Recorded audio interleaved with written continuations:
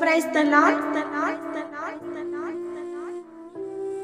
యెరూషలేము ప్రార్థనా మందిరము. ఈరోజు దేవుని వాక్యము.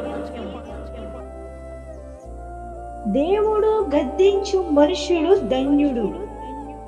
కాబట్టి సర్వశక్తుడగు దేవుని శిక్షను తునీకరింపకుము. ఆయన గాయపరిచి గాయమును కట్టును.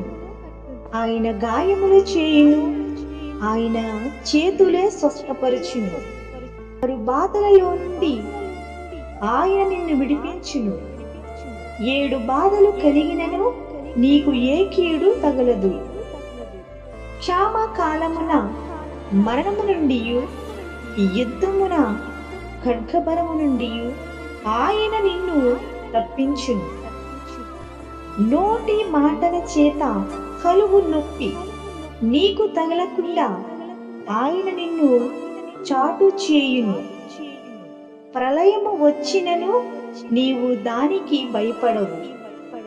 యోబు 5వ అధ్యాయం 17 నుంచి 21వ వచనం. సంఘ కాపరులు ఎన్. డేవిడ్ రాజ్ దీవెన. God bless you all.